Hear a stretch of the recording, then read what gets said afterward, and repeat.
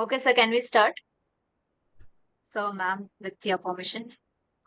Yeah, yeah. On behalf of Central Zoo Authority, I welcome everyone to episode 18 of Zooming Conservation. Today, we have an extraordinary episode in honor of World Rhino Day celebrated on 22nd September, where we focus on one of the most majestic yet critically endangered species, the rhinos. Rhinos are vital to the health of ecosystem, but they face immense challenges due to poaching, habitat loss, and human-wildlife conflict. In this episode, we are joined by three highly distinguished guests who have dedicated their career to conservation and protection of rhinos and other wildlife.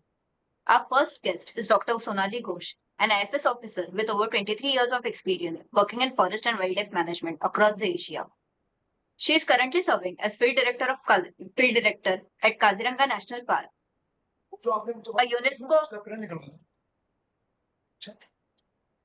a UNESCO World Heritage Site known for its population of one-horned rhinos and has worked at iconic sites like Manas. Her expertise extends to exeter conservation, having having served as the director of National Zoological Park in Delhi during challenging COVID-19 period.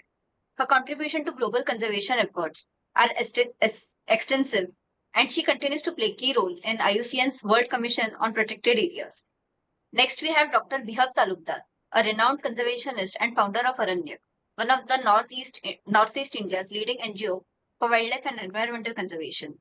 As chair of IUCN's Asian Rhino Specialist Group, Dr. Talukdar has been instrumental in conservation of rhinos across Asia, including great one-horned rhinos in India. He is also a senior advisor at International Rhino Foundation and has been a crucial figure in fighting against illegal rhino horn trade, contributing to global reports of CITES.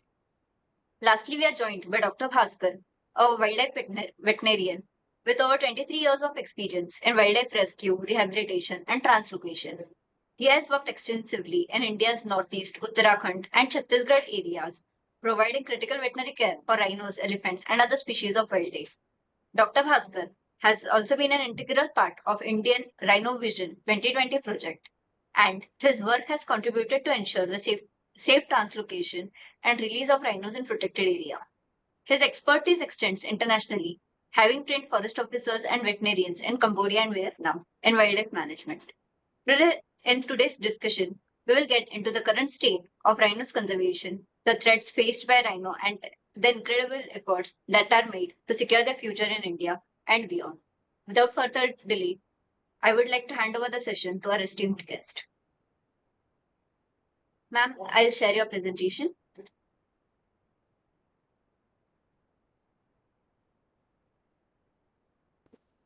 Thank you so much there, Ms. Apurva, and thank you for the opportunity.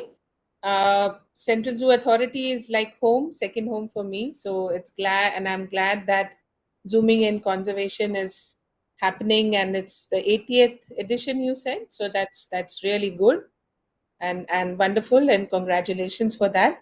So I think the topic that has been assigned is on the greater one horned rhinos, and we have some excellent speakers. We have Dr. Vibhav Talukdar and Dr. Bhaskar Chaudhary, and I shall be speaking more on the aspect of so you can share my presentation is on how do we do the in situ management of rhinos, and more on the habitat and the protection.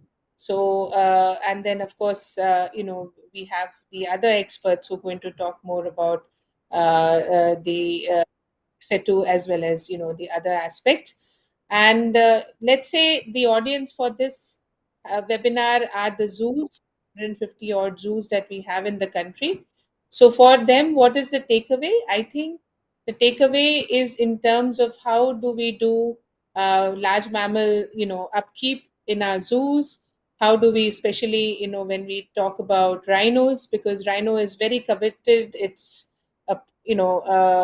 like much sought after in terms of an exhibit, and but there are certain aspects to it which I would request the participants, if they want to know something about upkeep, they can pose to the experts. But other than that, what is the conservation importance of this species? So next slide please.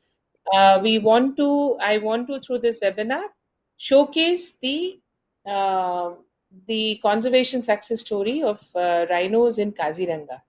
So, and we welcome you all here.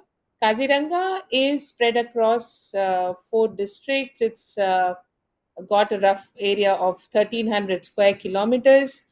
So it is one of the largest stronghold of one-horned rhinos in the world. Next, please. And this has happened because of several conservation actions which have happened in the landscape over the last 100 years. So it has a conservation history of over 117 years, and systematically the conservation has happened, and now we have over 3,000 rhinos from a mere 300 odd in the 1960s. That was the first estimate that was done scientifically. So from then to now, it has been a remarkable conservation success story.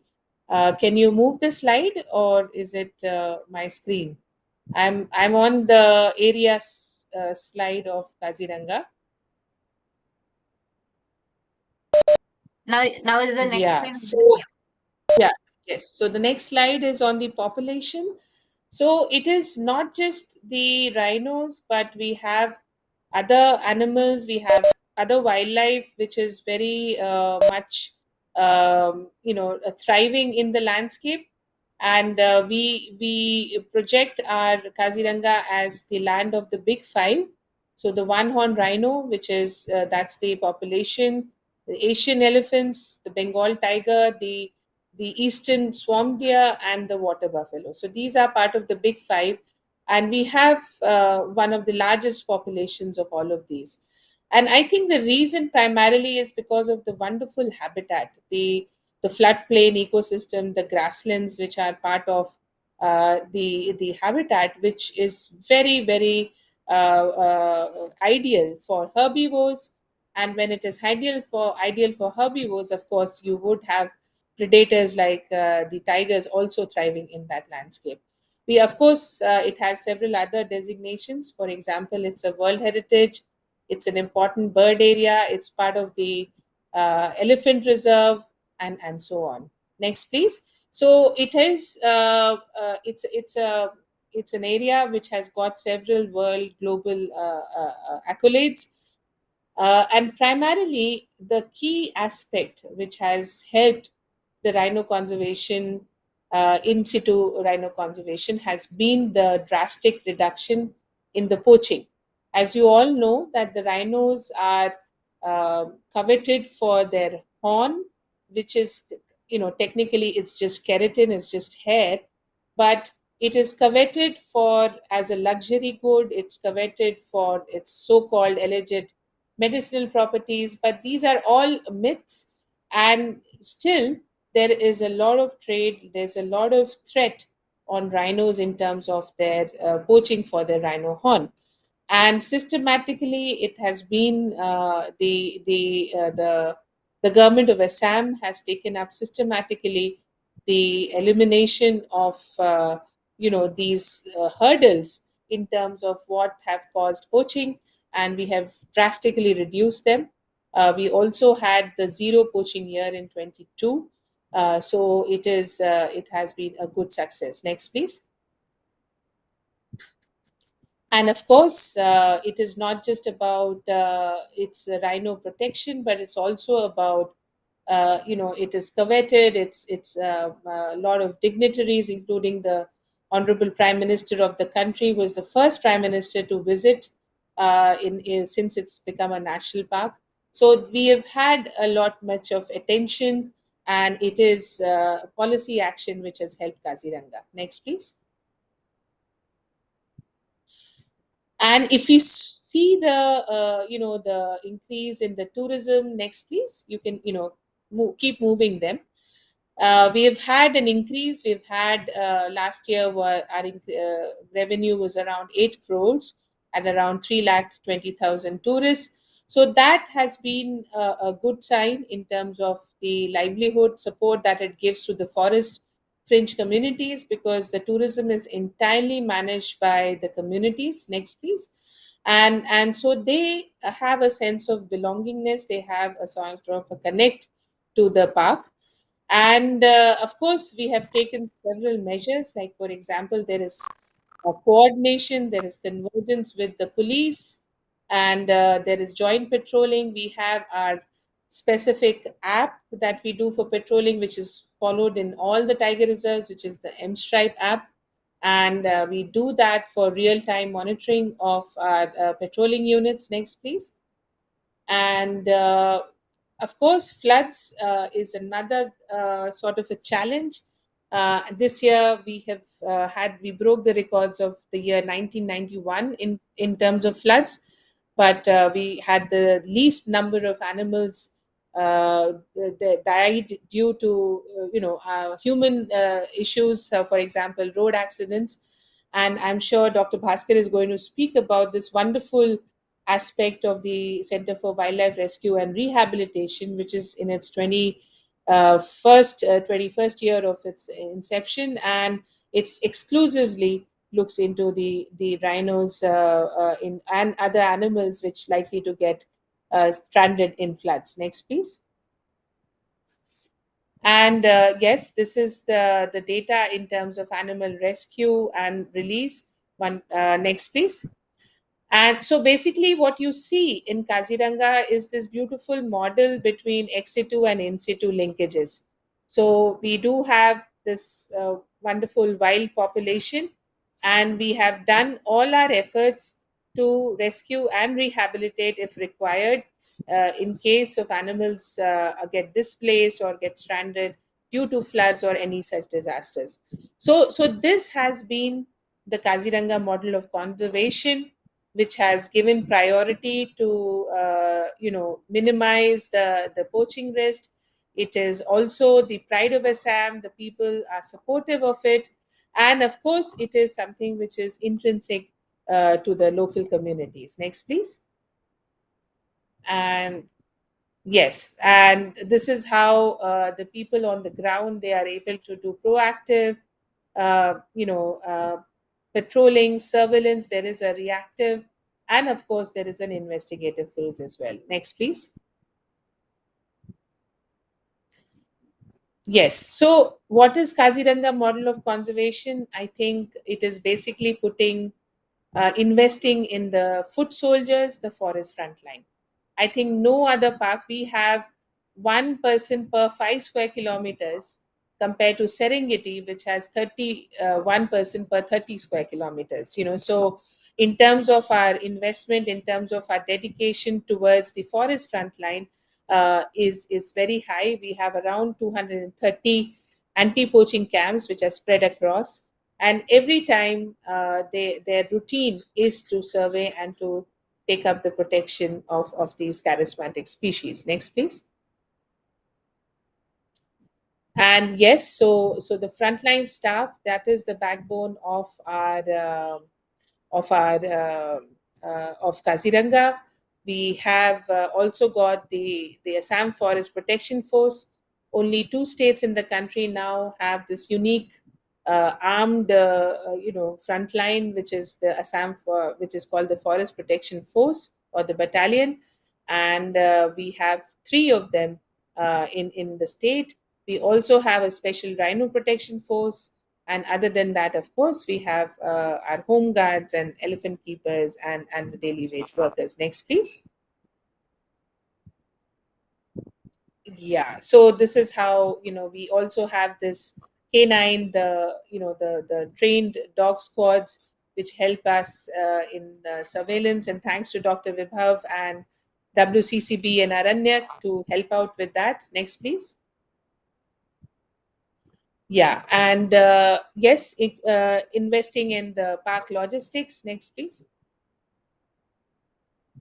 Anti-poaching camps. So this is primarily the backbone of our management, our surveillance system. So we have this anti-poaching camps, and they are spread across the habitat. And 24/7, years after years, the people are staying in these camps. They are manning these camps, and they take up foot patrolling, vehicle patrolling, boat patrolling, camping, ambush, and so on. Next, please. Thank you.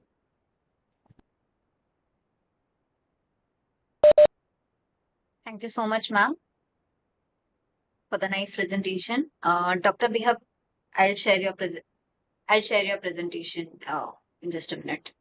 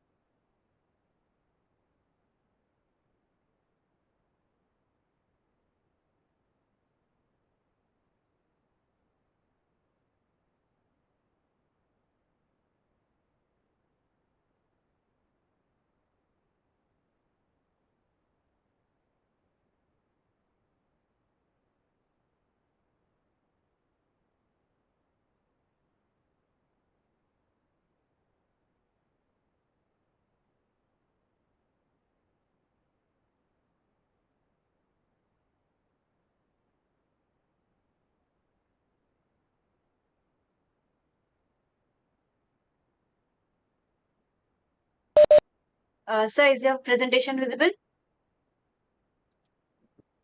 Apurva, I think there has been an issue in his place. We've Okay. had some very hot weather and so I think Dr. Bhaskar, if he is available, you could do him first. He got Okay. disconnected, it seems. Okay.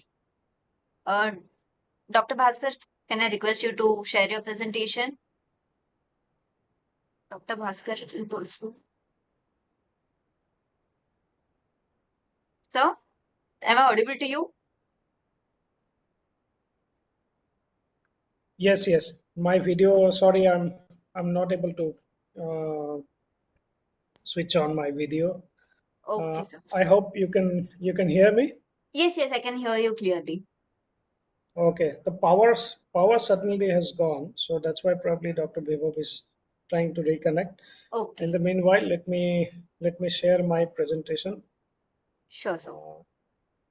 First of all, thank you very much for this invitation and opportunity to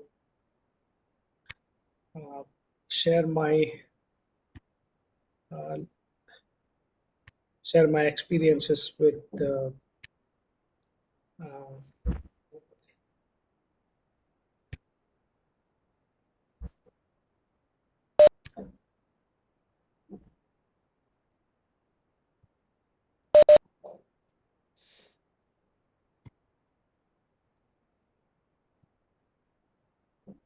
So, are you able to share? Your presentation is not visible yet. let me try again. I'm trying. Okay, sir.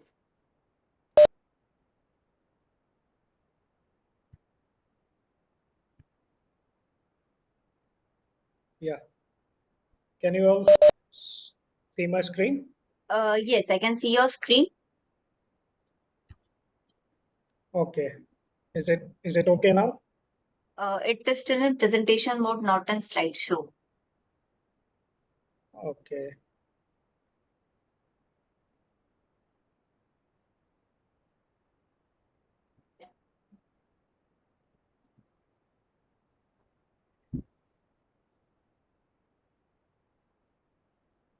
Is it okay? Is it Uh, visible in the slideshow? no, sir. It's still presentation, PPT. Okay. I think there's a network issue here.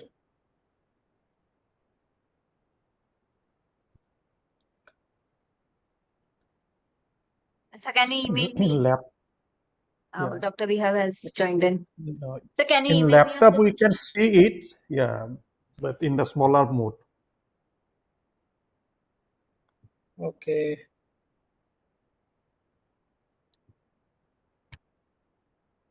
What about now? No, sir, no. So maybe you can try switching the screen. Presentation mode is open in another screen. So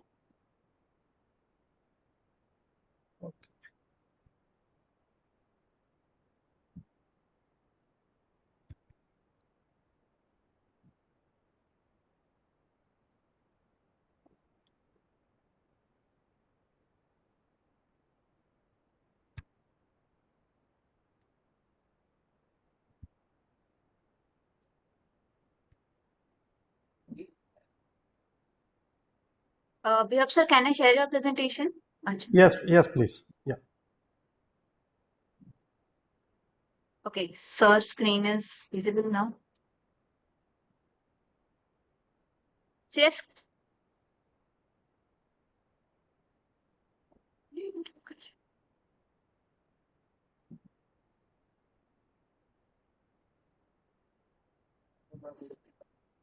So is the screen visible?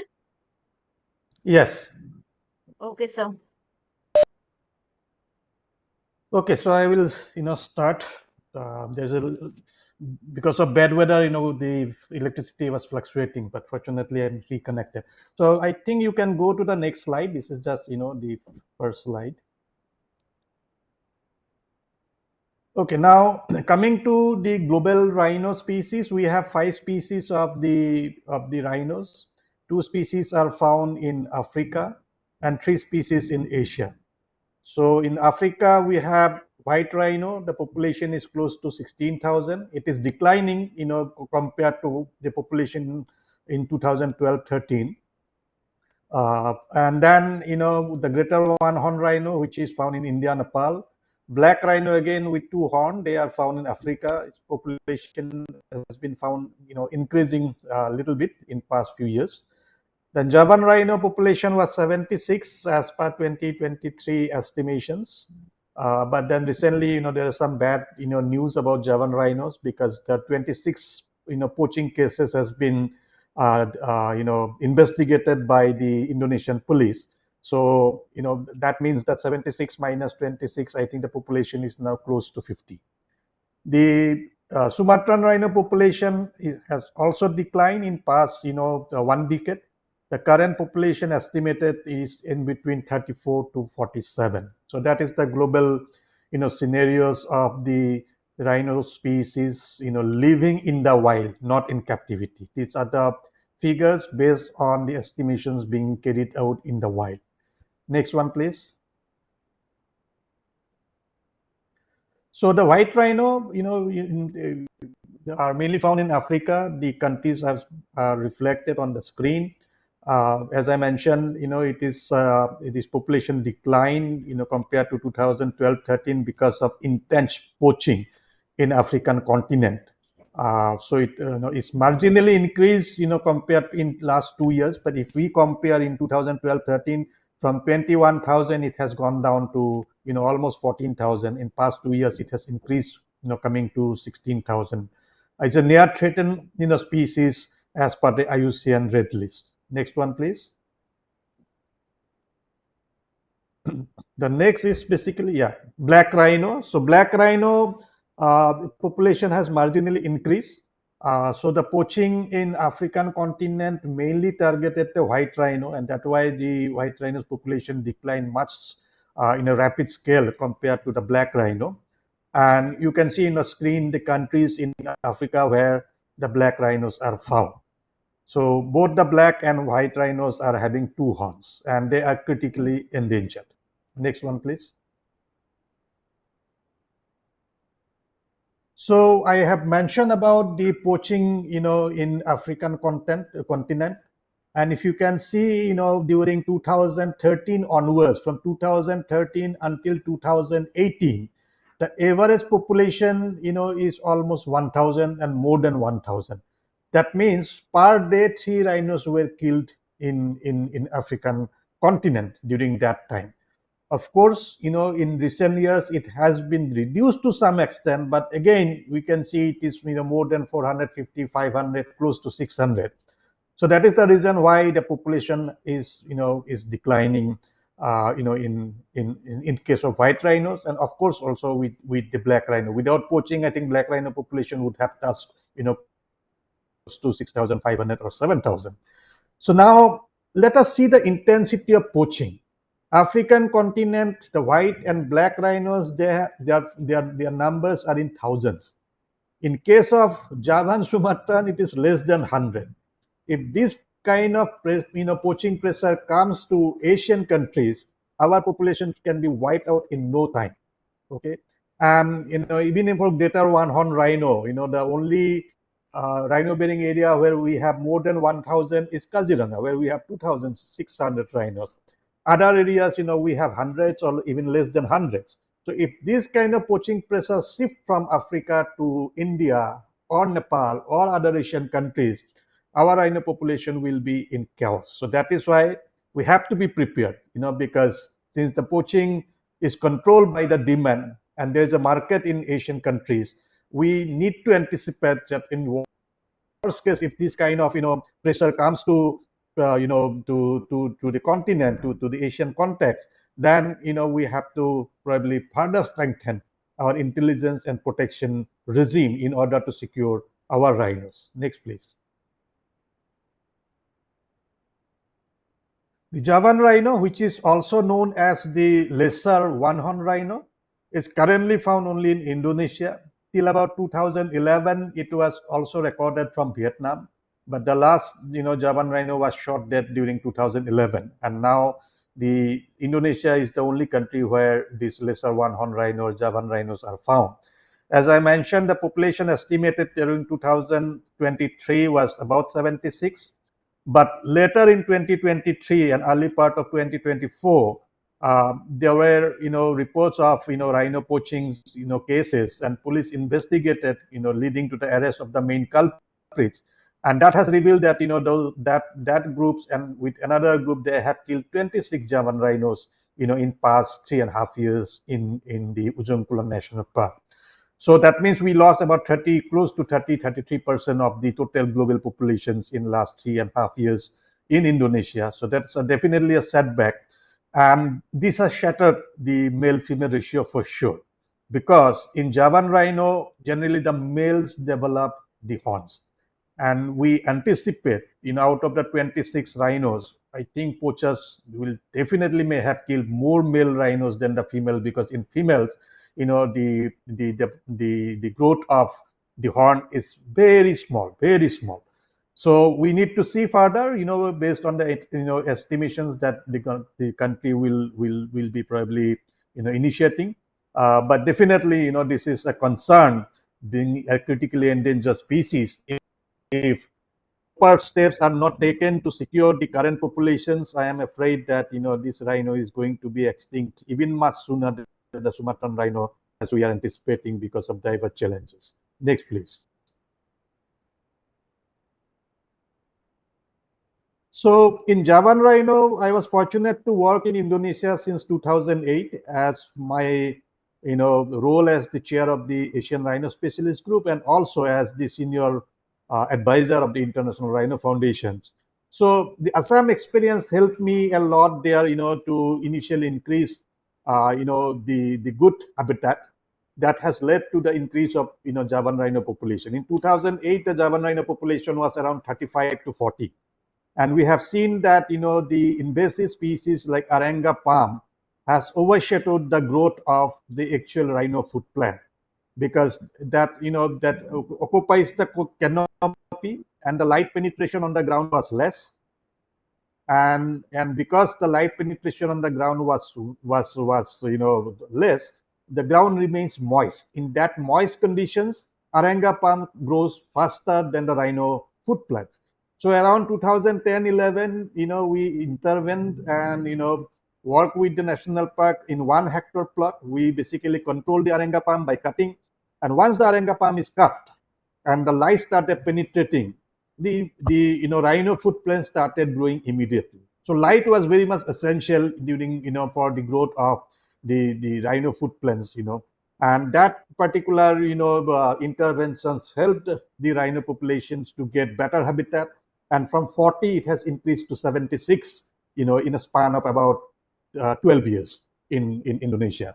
So habitat management is very crucial. In case of greater one horn rhino also, the managers are doing habitat management, the periodic burning of the grassland to maintain grassland in optimum condition. Next, please. Next one, please. So next is the Sumatran rhino. Its populations, although it's 80, actual population is actually 34 to 47, as I mentioned in my earlier slides. This is the the estimations of the Indonesian governments based on 2019. But the Asian Rhino Specialist Group has done an estimation process through our members based on different methodologies, and we suggested that the current population is probably 34 to 47 and not more than that. So this is the only species in Asia having two horns. They are the smallest. They are generally 800 or 900 kilograms in weight, the adult. They are a little bit hairy. They also, prefer to be in a dense forest like the Javan rhino, and it's very difficult to see them. It's very difficult to see them. It's very difficult to estimate them. So these are some of the challenges in the Sumatran and Javan rhino. Next, please. So greater one horn rhino fortunately is doing better both in India and Nepal. Its population has increased, in past, 2 decades, and that has led to downlisting of greater one horn rhino from endangered to vulnerable. The word downlisting looks a little negative, but in fact it is positive. That means the initiatives taken by the government in India and Nepal has yielded desired results, leading to improvement of overall situations, and that has, led to the IUCN Red List Authority to downgrade it from endangered to vulnerable. They are, doing well with breeding, not like the Sumatran rhinos. Sumatran rhinos are struggling in breeding because of isolated populations and also because of, skewed male-female ratio. But fortunately, in case of greater one horn rhino, what we have seen, if protection is ensured and habitat are managed, the species is able to breed and increase its population. Next one, please. So the current distribution of the greater one horn rhino is basically in India and Nepal. We have rhinos now almost in 6 sites. The Laukhwa and Burasapuri also got the rhino from Orang National Park. They stayed themselves and they have been there for almost a year now in Laukhwa and Burasapuri. In North Bengal, we have 2 sites, Jalapara and Gurumara. In Assam, Orang, Pabitra, Kaziranga, Manas, and then Laukhwa and Burasapuri. And then in Uttar Pradesh we have Dudhua. And then Nepal has also the rhinos in 4 sites. In fact, now on 5 sites because they have introduced to rescued greater one horn rhino in Koshitapu area. Next, please. So India and Nepal population, if we see from the 1900 onwards, you can see the populations are growing, except probably in a place where the poaching has reduced during 1960s, 1970s. But after that, if you can see, the populations are increasing, and because the protection has been ensured. Now, in case of Nepal, you can see from 2000 to 2010 there is a little decline, and it is because of the socio-political unrest that the country faced. We also suffered in the same way. We lost our rhinos from Laukhwa, and then also from Manas, 1980s and 1990s due to prolonged socio-political unrest. So there is a lesson learned. Whenever there is prolonged socio-political unrest around rhino-bearing areas, rhinos are targeted by criminals. Okay, so for a longer time, we have to ensure that the protection is at optimum. Next, please.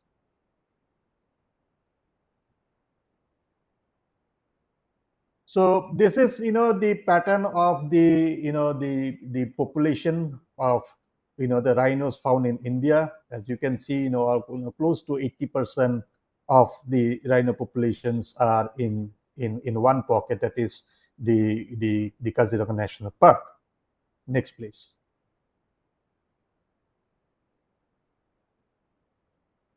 The poaching scenario in India and Nepal, if you can see, Nepal also witnessed poaching in during 2009-10, but then they were able to check it through stringent protection.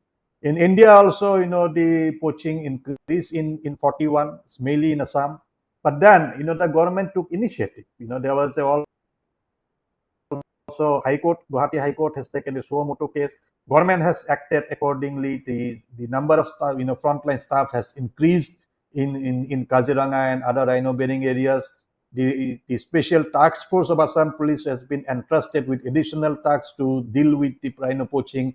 And you can see in 2022 there was zero poaching. So it's a great achievement compared to the 41 killed in 2013, and now probably in past 2 years we are losing about closely average two rhinos, which I feel a good success, of the government initiative, which is also being complemented by the support that the government is receiving from the people of Assam, because the rhino is the pride of Assam. We are proud of rhinos, so that also helped for forest conservation, successful conservation. Next, please.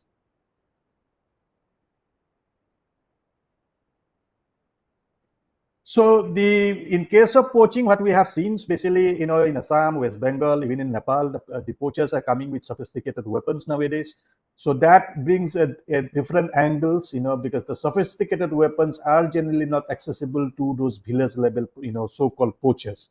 So these are all well organized, well connected, international wildlife, trafficking network they are doing. They are supplying arms in order to kill rhinos. As such, the rhino protection responsibility needs to go beyond the wildlife staff and forest staff.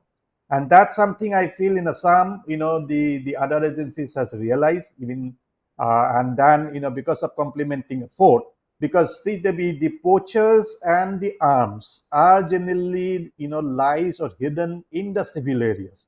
Poachers and arms, they are not hiding in national parks for weeks or months. They are always in civil areas. So civil areas, if are screened properly by the by police, I think this can be reduced, and that is what exactly I think in Assam, the police has been able to intensify the vigil along with the forest department, and that and the results we could see that there's a reduction of poaching. Next, please. So nowhere rhino horns are safe. Okay, wherever there is rhino horn, the international smugglers are operating. During 2010 to 2015, over 90 rhino horns were stolen from museums in Europe. So when we talk about Europe, we think that they have the best of the best security arrangement. They do have, but then human brains work. The smugglers, the traffickers, they are also using their brains, the corruptions and all other things. So nowhere rhino are safe. Rhino has to be protected. Whether it's horn in the museum, it also needs to be protected, or whether it lives in a place like open field, like in Kaziranga or Chitwan, the protection has to be ensured. Next, please. So the flood is basically an annual phenomenon, and it is very much essential, for the floodplain ecosystems in India, especially in Assam. And the level of flood are being monitored. 1988 was the high flood. As I understood from the Kaziranga director, that this year flood is probably next to 1988 flood. But then with remote sensing, we can definitely assess how much areas are inundated. Of course, the challenges are also because whenever the high flood is there, those days also there are heavy rainfall. So we generally don't get a good images from the satellite, the cloud-free images to really accurately calculate. We do get, the images maybe 2 days prior or 3 days after. So at least tentatively we can still assess. Next, please.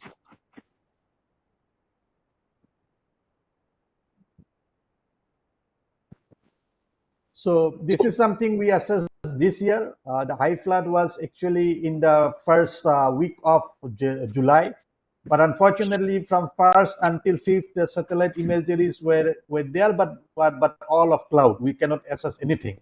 So 6th July we have assessed, and by that time, flood has receded. So GIS tool could be a very important, tool to ascertain, the flood level, how much areas is inundated. Next, please. We have done a modeling using how much water above in the MSL in Kaziranga area. So generally we get flood maybe 74, 75, 76 in that intensity. So till that it is fine. I think there's still good amount of highland within the Kaziranga National Park. But if the flood level goes beyond 79 meters, which has not gone so far, but then almost over 90-95% will be inundated underwater. So again, GIS can help us a lot in estimating the possibility of the intensity of flood. Next, please. So during flood, these are the mobility that has to be used. The boats on the riverine or even the flood areas, and then on the road. In order to check, especially in Kaziranga, the speed limit of the vehicles. The vehicles on the ground is very important. Next, please.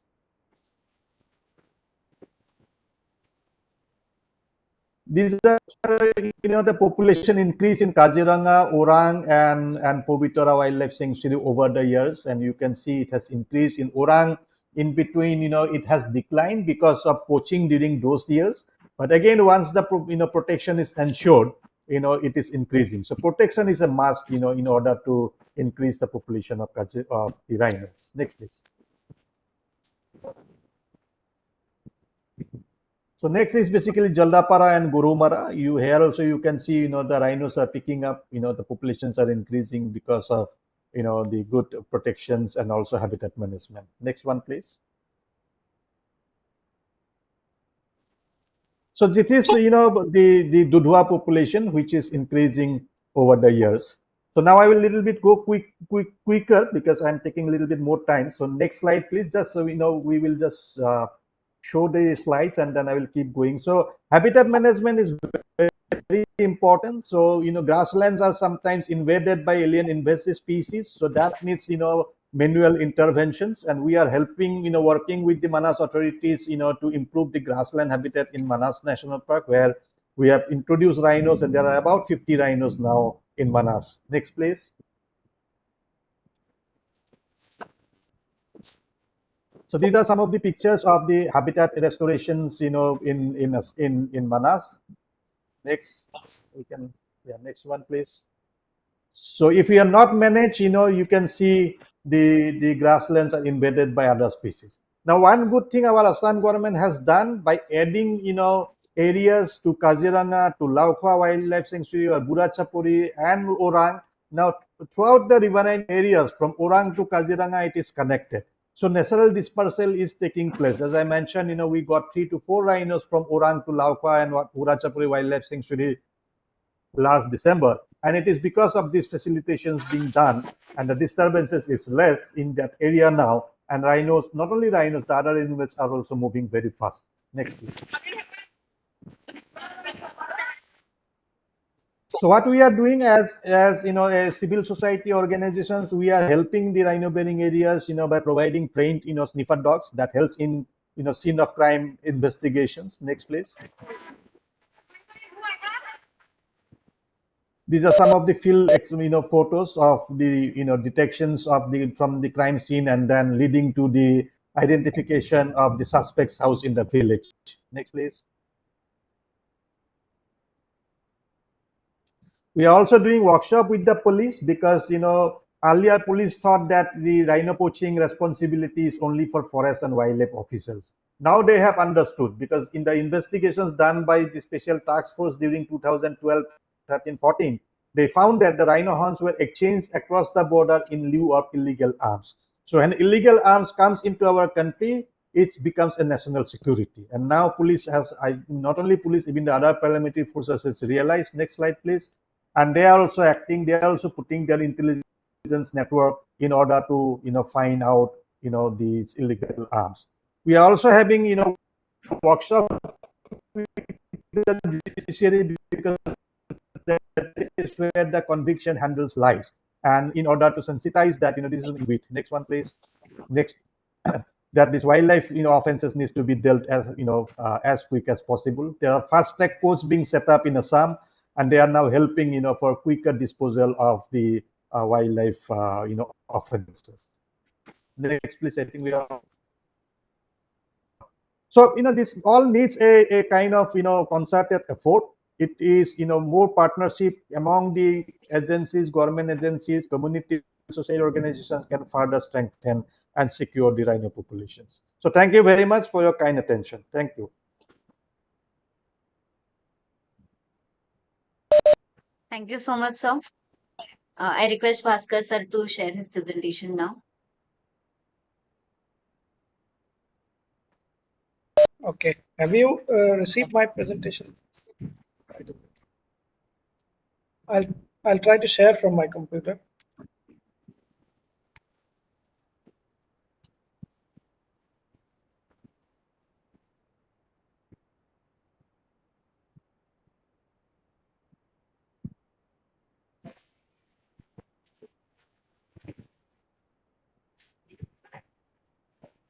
Can you see me? Yes, sir, it is visible now.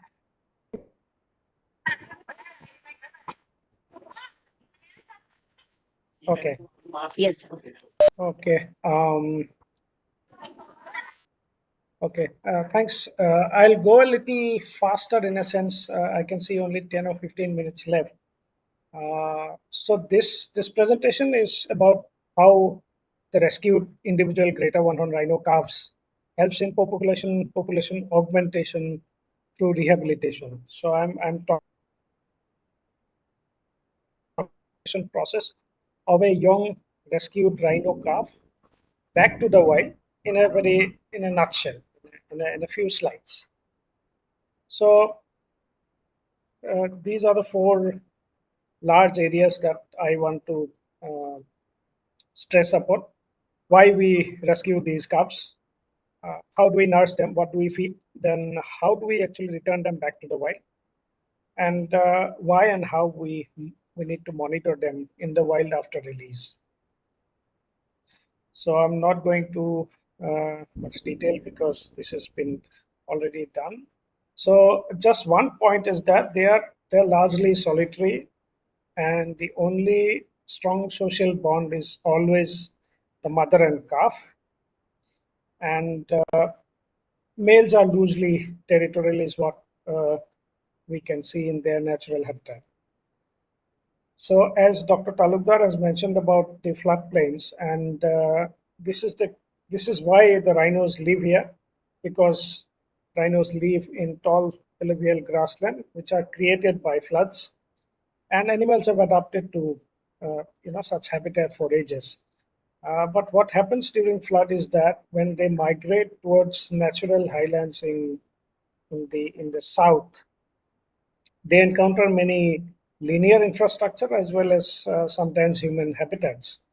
And there is, as you can see in the Google map, there's a there's a national highway that runs through the uh, floodplain area and the higher grounds or hills on the south.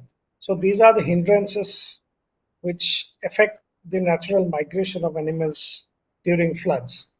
And if we can imagine water or kind of submergence that we are talking about, you can see that's me in the picture, and you can see the flood levels that are marked there.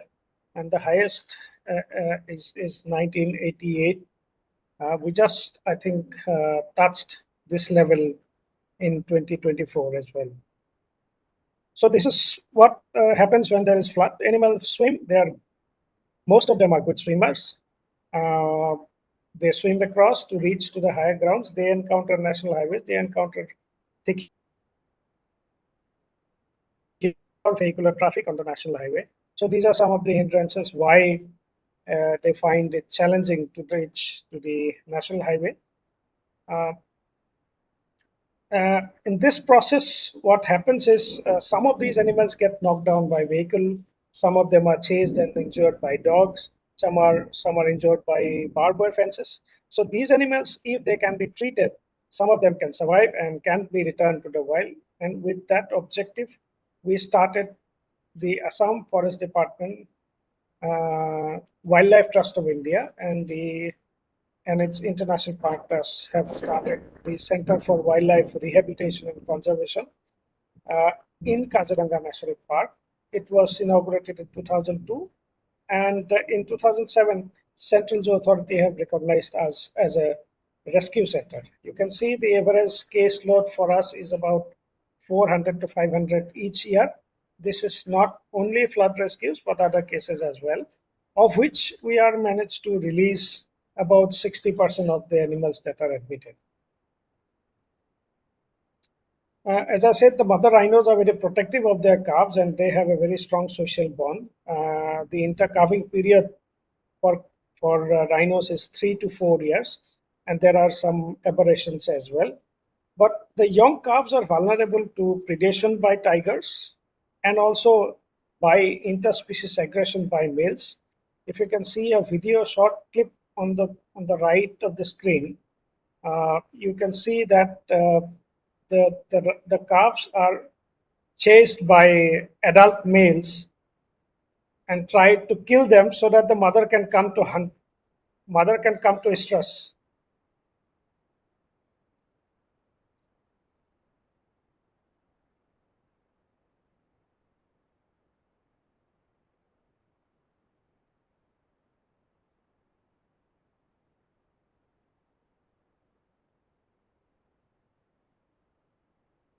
So one of the threat is this, and sometimes we get injured calves as a result of that. Or otherwise, you can see the rhinos are very a myopic animal. They mostly rely on smell and hearing. And in this video, you can see that this this rhino.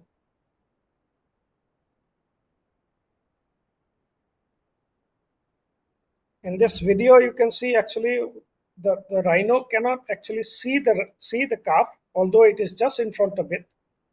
It has lost the smell, so that is why they may get disoriented during floods, and that's how we may get rhino calves separated from the mother, although it is a very strong social bond. So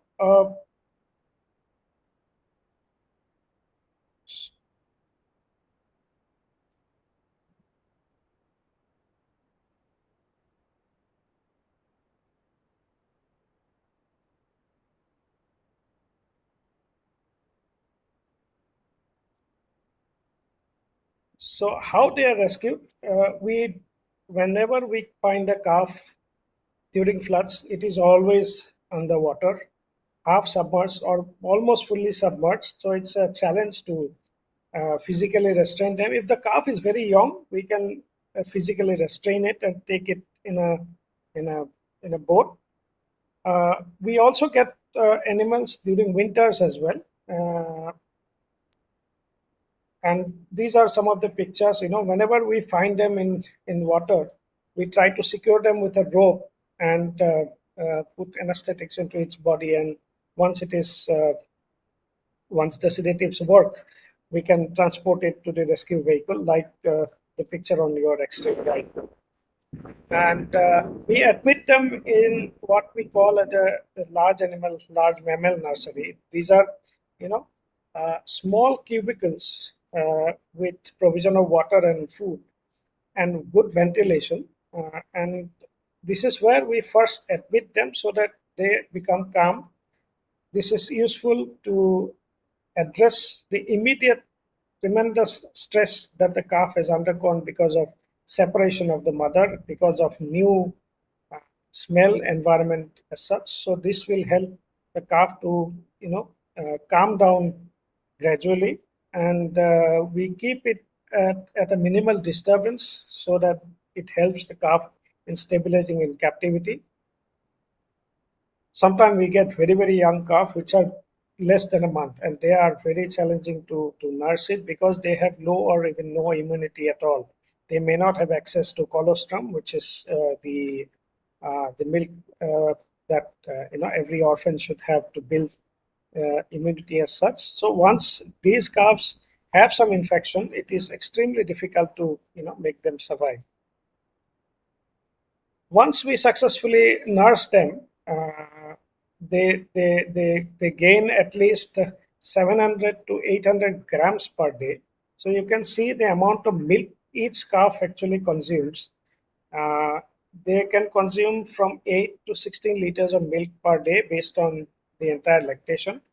The lactation period is 15 to 16 months, and we gradually wean them from milk formula at the age of 18 months. So all these calves, you can see there are 7 or 8 calves. They have been rescued during one flood, and they are of different age groups. So each of them receives different milk formula and different quantity as well. But by keeping them together, what helps is that they can keep each other's company, and that helps in stabilizing them in captive situations. And once they grow up and wean from milk at 18 months, what they receive is continued feeding of protein and carbohydrate supplements along with grain fodder. Our larger enclosures, which is outside the nursery, is a simulation of what a natural habitat for a rhino would be, and that helps them to acclimatize with different habitats, different types of habitats like wetlands, grasslands, or tall grasslands, and to adapt to it to as simulated in the wild. So we try to keep them as natural as possible, and this is when after winning we we reduce the amount of human interventions except during feeding. So the gradual reduction of human intervention helps them, helps them in reducing the habituation that they undergo. They regularly undergo health examination, mostly for external parasites. Rhinos can have a lot of external parasites, and that is why they need to wallow. And without wallow, they can get ecto and endoparasites and also fungal infection in their skin easily. We also check their hematology and serum chemistry and fecal and urine cultures as well. And that is when, once they are 2.5 to 3 years of age in our center, we try to prepare them for translocation to a release site, which is identified well ahead of such translocation. Uh, so we translocate them through two processes. Either we do it through cage training method, which in captivity it is possible. Most of the zoos does it. Or otherwise, if we have 4 or 5 rhino calves together and we want to translocate only 1 or 2 of them, then we sedate and translocate them by anesthesia and sledding method. The release site is identified well ahead of translocation. We have these pictures are from Manas National Park. As Dr. Talukdar has said that we lost all the rhinos in Manas in 2002 because of socio-political unrest. So the Manas was chosen as the right place to release such rescued rhinos in the beginning because they can contribute to the population later, and that is a best fit model for rehabilitation of rescued animals. So what we have is a solar fence large enclosure about 6 hectares, and it is within the habitat, and it simulates all the habitat that are required for rhinoceros in captivity. And in this enclosure, they will spend about 18 to 24 months. And during this period, we call it acclimatization to the release site, because what it will develop is develop their skills and foraging patterns so that they can thrive in the wild after release. So this is the period of acclimatization. We monitor them largely for health, and otherwise no feeding is done. They are only allowed to feed on the natural forage it's there. And then after spending 12 to 24 months of age, we can release them from the enclosure, and we can start monitoring them through a radio collar. We generally use a VHF radio collar because we want to see their health also. And there are only 2 parameters that we want to monitor. One is that whether they survive and whether they produce, and how is their health progresses during after release. So I'm showing two cardinal density maps from the VHF collars. So they have occupied 15 to 70 square kilometer of area, depending on the sex, and which is more or less expected out of the out of a rhino in a given habitat. Uh, we also monitor them beyond 24 months because we want to monitor them for reproductive success. And I'm glad to share here is that they have reproduced at least 12 calves till today, and they constitute about 47% of the total rhino population in Manas as on today. So far, we have released 21 hand-raised rhinos from CWRC to Manas. Few challenges, of course. One is as experienced in Dudua and also in a natural population.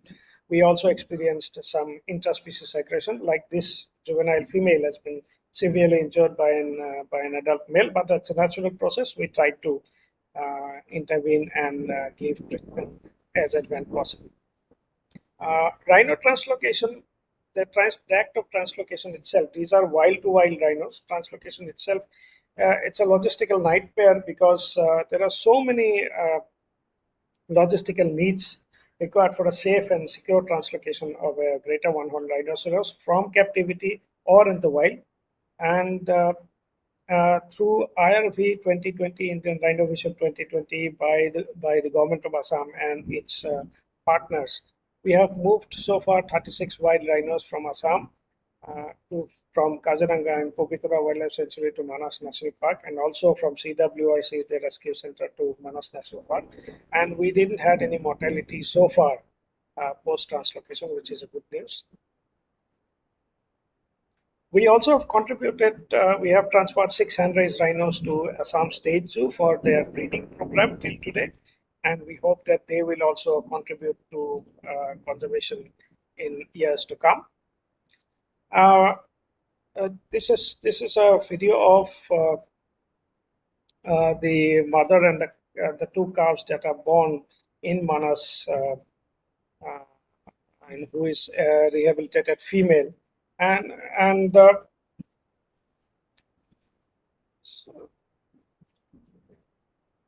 so what we actually want to give a message here is that one rescued individual, if it contributes to a population which is significant in the conservation of the species, that's the role of a rescued rhino, or for that matter, any rescued animal or rescued bird should be.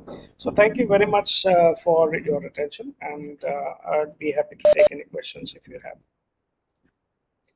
Thank you so much to all the speakers for presenting. I may request participants, if they have any questions, they can unmute themselves or write in chat box so I can take it up.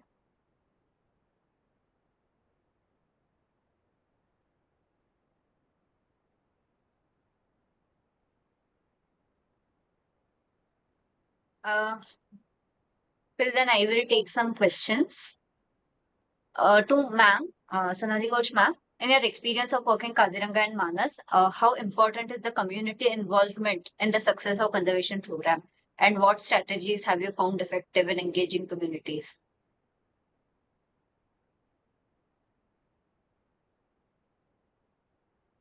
Ma'am, you're on mute. Can you hear me? I think Yes, I've ma'am. unmuted. Yes, ma'am. Yes, ma'am. Now you can. So yeah, no, I think communities are crucial, and for protected areas, especially in our country where we have such a high density of human population, it is extremely crucial. And I think there is an added layer of community support that we need, especially for conservation of rhinos, is the pride factor, the belongingness factor. And that's why if you see the contrasts of Manas and Kaziranga has sustained and a constant support of the communities, which has helped Kaziranga's retain its population. Manas had community support. There was a time when it disappeared. It was, there were issues, and then now after that, the community support was revived, and that's how the Manas has got back its glory. So it is important, and I think we need to have our projects, our schemes aligned towards community support. Most important. Thank you. Thank you so much, ma'am. Bipul Chakrabarti has question to Dr. Vihab Talibdar. Indian Rhino Vision 2020 was officially closed in 2021. One of the main objective of the vision been repopulating the Manas National Park with the species. Has the objective been achieved for Manas National Park? Okay, the first phase, definitely the Indian Rhino Vision 2020, was concluded in fact in 2022 after the last batch of rhinos were put into Manas. So after that, Assam government is launching IRB 2.0. So, but because of some other challenges, it has not gone into the realities. But preparation is on to put rhinos, in Laukwa, Burachapuri, and also repopulate the Manas National Park. Of course, some security, concerns were there in Manas because of lack of staff. I hope, in coming months, those will be addressed. And then accordingly, more batches of rhinos are being planned to put in Manas and then also in Laukwa and Burachapuri and beyond. Okay, sir. And one question was for Dr. Bhaskar. CWRC receives good numbers if rhino calves every blood year. Do you have long-term plan for repopulating them in Manas and in other sanctuaries outside Assam? Yeah, I mean, the very purpose of setting up the rescue center or rehabilitation center, CWRC in Kaziranga, is to release as many animals as possible back to the wild, which are being rescued. We have been managing a 60 to 65% of release percentage, which includes rhinos as well. And for all rescued rhinos, our major objective is to rehabilitate them back to the wild. And also, we are sending a few rhinos as and when there is a need to Conservation Breeding Center in Assam State Zoo. Yeah. Okay. This question is out of my own curiosity. I had went to one zoo and there was Nepal rhino calf in their facility. So it came in because of the floods. So like how is this situation treated with both the countries? Anyone can answer. It is not particularly for anyone. Anyone can answer.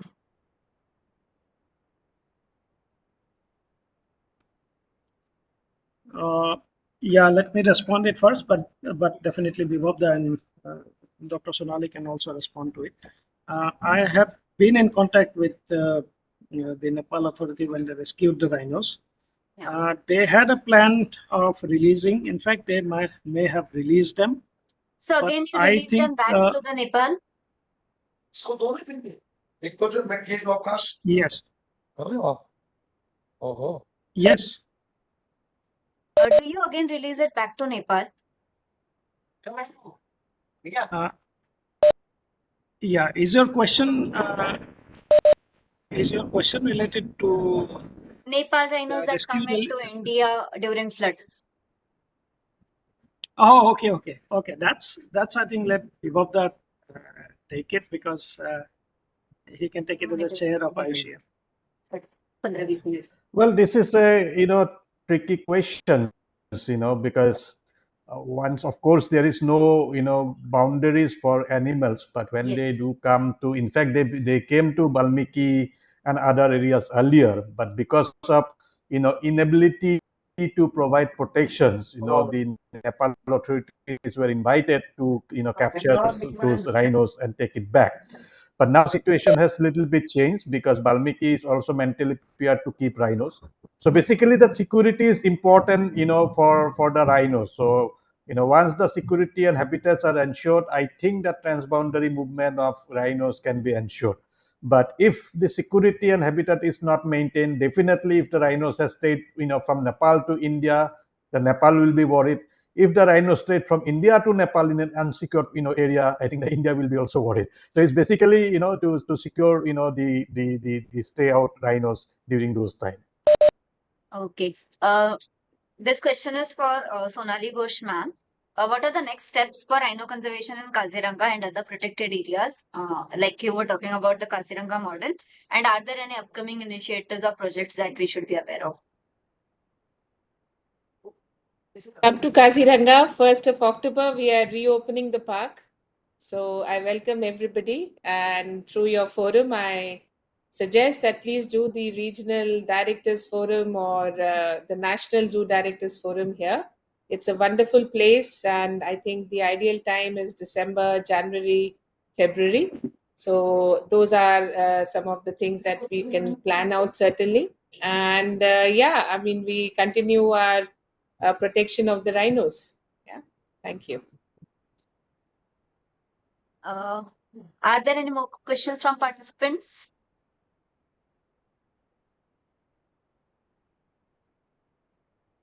So can we move towards the final uh, ending of the session? So vote of thanks, ma'am, sir. अच्छा हाँ तो हम लोग हाँ So on behalf of Central Zoo Authority, as we wrap up this insightful conversation, I want to express my deepest gratitude to Dr. Sonali Ghosh, Dr. Bihab Talukdar, and Dr. Bhaskar for sharing their expertise and experiences with us today. Your commitment to rhino conservation is truly inspiring, and your efforts continue to make it tangible difference in protection of one of the most endangered species. To our listeners, thank you for tuning in to the special World Rhino Day episode. Once again, thank you. Until next time, stay engaged with the conservation and protection of our planet.